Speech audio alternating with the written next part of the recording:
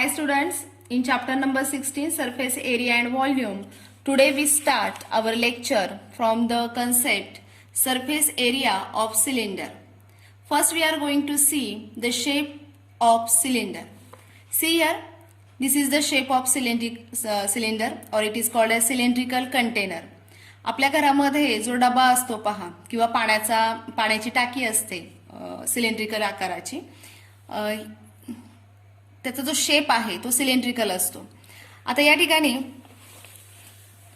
मी तुम्हाला या ठिकाणी एक डायग्राम सिलेंड्रिकल शेपची जी आहे ती काढून दाखवलेली आहे.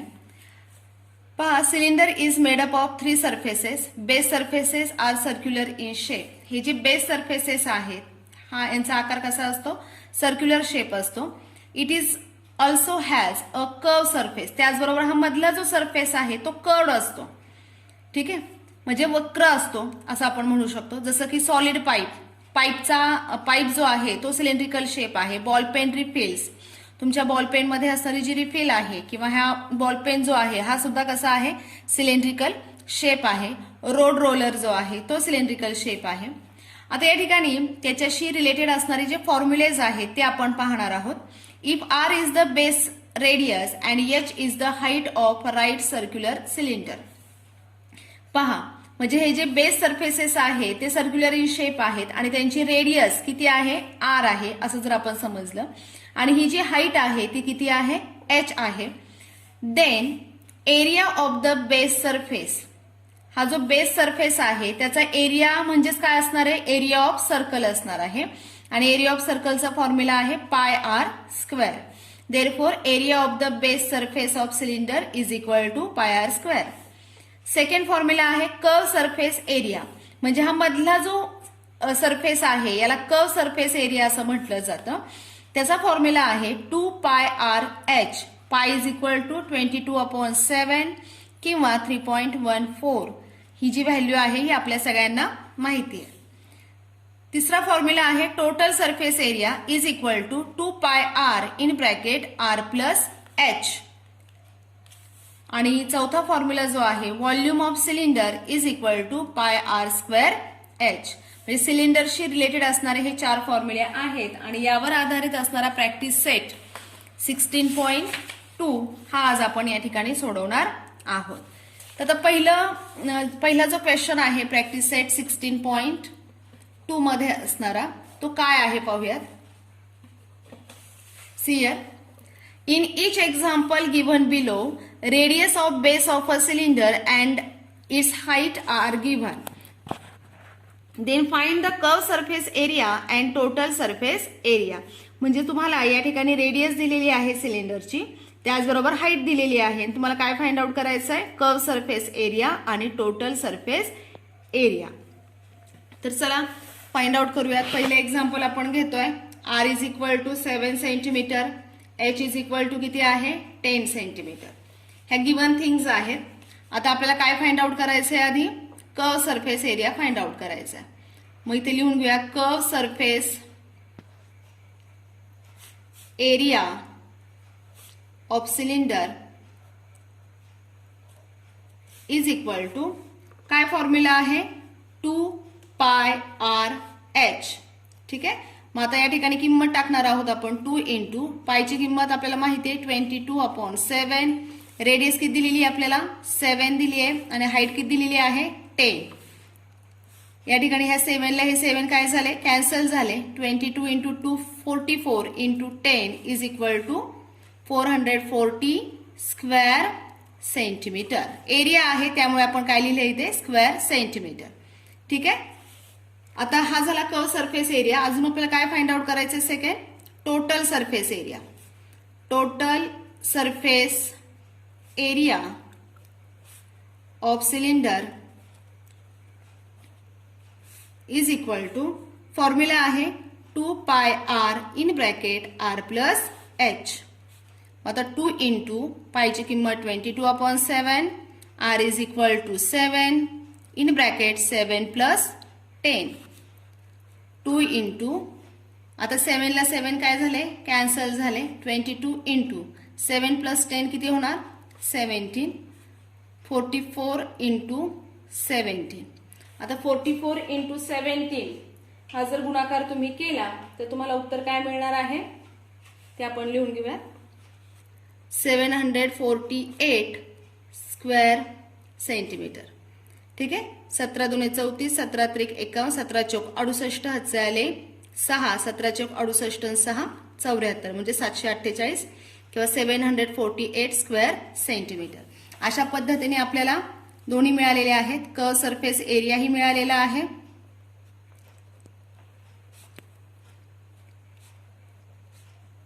सिलेंडर 440 स्क्वेअर सेंटीमीटर आणि खाली आपल्याला काय मिळालेलं आहे दुसरं total surface area of cylinder is equal to 748 square centimetre. आले लक्षात. सेकंड एक्झाम्पल पाहूया. पहा सेकंड एक्झाम्पल मध्ये आपल्याला आर इज इक्वल टू किती दिलेले आहेत 1.4 सेंटीमीटर आणि एच म्हणजे हाईट किती दिलेली आहे 2.1 सेंटीमीटर. लिहून घेऊयात. R is equal to 1.4 centimetre, h is equal to 2.1 centimetre. मग आता आपल्याला फाइंड आउट काय करायचे आहे कर्व सरफेस एरिया आणि टोटल सरफेस एरिया. मग आधी आपण काय करून घेणार कर्व सरफेस एरियाचा फॉर्म्युला लिहून घेणार. Curve surface area of cylinder is equal to काय फॉर्म्युला आहे कर्व सरफेस एरियाचा तर फॉर्म्युला आहे 2πr/h.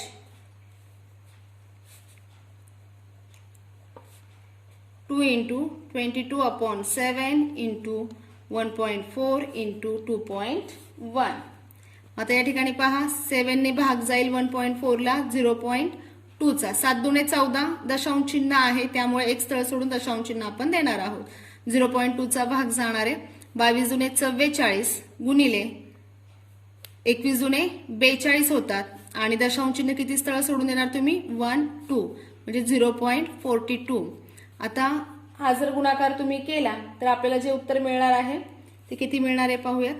44 गुणिले 42 गुणाकार करून घ्यायचा.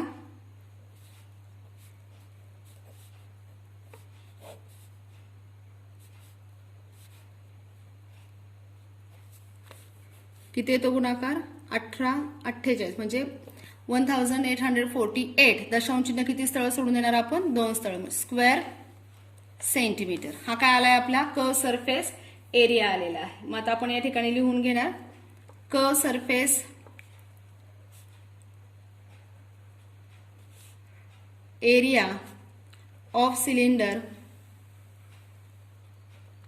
Is equal to 18.48 square centimetre.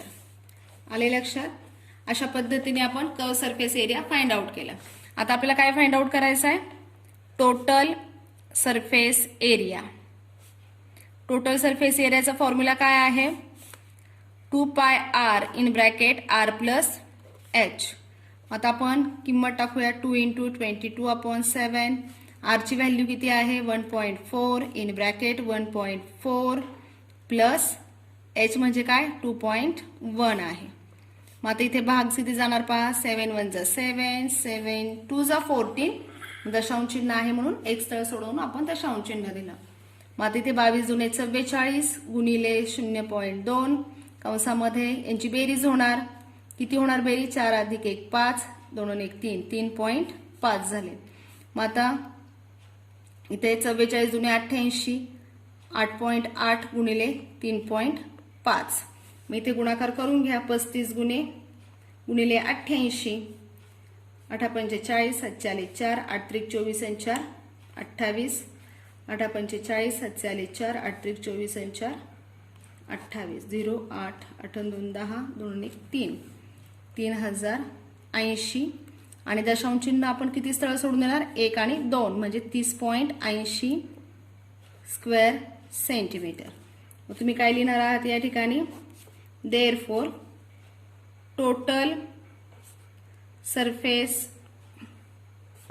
area of cylinder is equal to 30.80 square centimetre. अशा पद्धतीने आपण कर्व सरफेस एरिया आणि total surface area of cylinder काय केलेला आहे या ठिकाणी फाइंड आउट केलेला आहे. तुमच्या लक्षात आलं असेल पहा, कर्व सरफेस एरियासाठी आपण 2πRh हा फॉर्म्युला वापरलाय आणि टोटल सरफेस एरियासाठी 2πr in bracket r plus h. तुम्हाला 2 उदाहरणं मी या प्रश्नातील सोडून दिलेली आहेत. 3 एक्झाम्पल जे आहेत ते तुम्ही स्वतः घरी सोडवायची आहेत. ठीक आहे, आता आपण पुढील एक्झाम्पल पाहणार आहोत. Question number 2. Find the total surface area of a close cylindrical drum if its diameter is 50 cm and height is 45 cm. Take pi is equal to 3.14. म्हणजे तुम्हाला काय फाइंड आउट करायचं आहे, तर एक क्लोज सिलेंड्रिकल ड्रम आहे आणि त्याचं तुम्हाला total surface area find out करायचा आहे. तर मग तुम्हाला कोणतं सूत्र वापरावं लागणार आहे टोटल सरफेस एरियासाठी आपल्याला माहिती आहे. गिवन थिंग्स आधी लिहून घेऊयात आपण. गिवन थिंग्स काय आहे, सेकंड एक्झाम्पल आहे पहा. डायमीटर दिलेला आहे तुम्हाला. Diameter is equal to 50 centimetre आहे. त्यावरून आपण काय फाइंड आउट करून घेणार आहोत, radius. Radius is equal to diameter upon 2 that is 50 upon 2 is equal to 25 centimetre.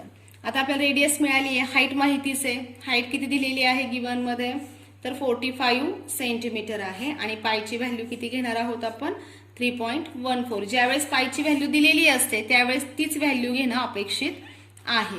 मग आता आपण सोल्युशन फाइंड आउट करून घेणार आहोत. आपल्याला काय फाइंड आउट करायचं आहे, total surface area find out करायचं आहे.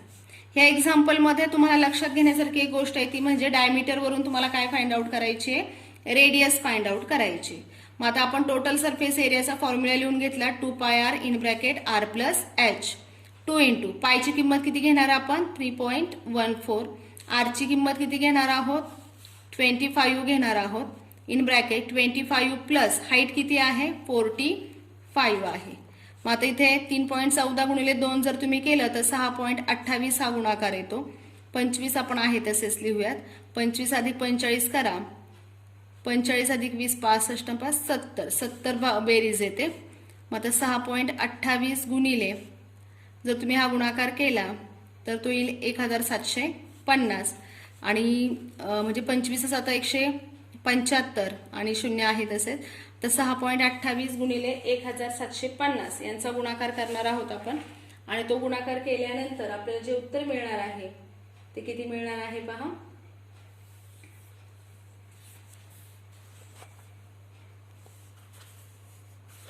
1750 गुणिले 628 करूयात. गुणाकार केल्यानंतर आपल्याला किती उत्तर मिळणार आहे, 10,990 स्क्वेअर सेंटीमीटर. किती मिळणार आहे, 10,990 स्क्वेअर सेंटीमीटर. देअरफॉर मग तुम्ही काय लिहिणार आहात, टोटल सरफेस एरिया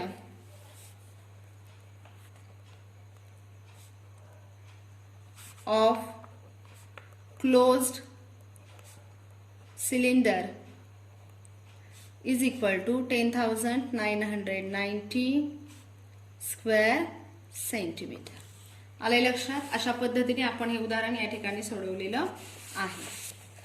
पुढील एक्झाम्पल आहे पहा, तिसरं example. Find the area of base and radius of cylinder if it's curve surface area is 660 square centimetre and height is 21 centimetre. म्हणजेच तुम्हाला काय फाइंड आउट करायचं आहे या ठिकाणी, तर area of base.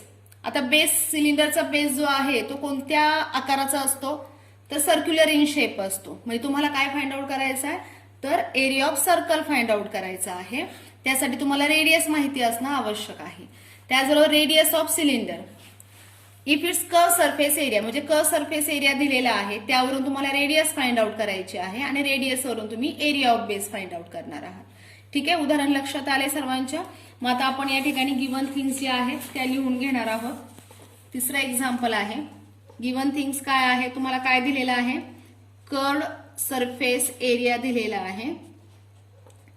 Curve surface area is equal to 660 square centimetre दिलेला आहे. त्याचबरोबर तुम्हाला हाईट दिलेली आहे ती आहे 21 सेंटीमीटर. तुम्हाला काय फाइंड आउट करायचंय, रेडियस फाइंड आउट करायची. रेडियस आपल्याला माहिती नाहीये तर रेडियस फाइंड आउट करायची आहे आणि area of base find out करायचा आहे की जो कसा आहे सर्क्युलर इन शेप आहे. मग आता कर्व सरफेस एरिया या सूत्रावरून आधी आपण काय फाइंड आउट करून घेणार आहोत तर रेडियस फाइंड आउट करून घेणार आहोत. Curve surface area of cylinder is equal to काय फॉर्म्युला आहे कर्व सरफेस एरियाचा 2πr(h). फॉर्म्युला लक्षात ठेवायचा आहे. रेडियस किती आहे काढायची आपल्याला आणि हाईट किती दिलेली आहे 21 दिलेली आहे. कर्व सरफेस एरिया किती दिलेला आहे 660. किमती आपण टाकून घेतल्या 660 इज इक्वल टू 7 ने भाग 21 ला जातो 7 त्रिक 21 22 दुने 44 गुणिले 3 गुणिले r. आता r आपण एका बाजूला ठेवणार आहोत 660 हे इकडे गुणिले आहेत एकमेकांना इकडे येऊन काय होणार आहेत ते भागिले 44 गुणिले 3. आता इथे काय होईल पहा भाग जाणार आहे 22 दुने 44 22 त्रिक 66 म्हणजे 30 भागिले 2 त्रिक 6 बरोबर r. मग आता 6 ने भाग जाईल पहा 30 ला 6 पंच 30. मग आता radius r is equal to किती आलेली आहे 5 सेंटीमीटर आलेली आहे. किती आली आहे 5 centimetre. Therefore radius is equal to 5 centimetre. आता आपल्याला काय फाइंड आउट करायचं आहे रेडियस आपल्याला मिळाली. आता आपल्याला काय फाइंड आउट करायचं आहे area of base find out करायचं आहे. आता एरिया ऑफ बेस कसा आहे कोणत्या आकाराचा आहे सर्क्युलर शेप आहे त्यामुळे एरिया ऑफ बेसचा फॉर्म्युला काय असणार आहे πr². मग 22/7 r² म्हणजेच किती 5चा 2 वेळा गुणाकार करणार आपण. मग आता इथे गुणाकार करूयात 22 110 गुणिले 5 जर तुम्ही केलं तर 550/7. आता 7 ने आपण 550 ला किंवा 550 ला काय करणार आहोत डिवाइड करणार आहोत. डिवाइड करूयात 7×8 = 56 होता 7×7 = 49 7चा भाग जाईल खाली राहिले 6 60 7×8 = 56 4 राहतात 7×5 = 35 पुन्हा 5 राहतात 7×6 = 42 खाली राहतात 8 7×1 = 7 म्हणजे आपल्याला किती उत्तर मिळणार आहे 78.561 किंवा 78.56 स्क्वेअर सेंटीमीटर इतका काय मिळणार आहे तुम्हाला एरिया ऑफ बेस जो आहे तो मिळणार आहे. आणि लक्षात सर्वांच्या अशा पद्धतीने आपण हे उदाहरण या ठिकाणी सोडवलेलं आहे. Okay thank you.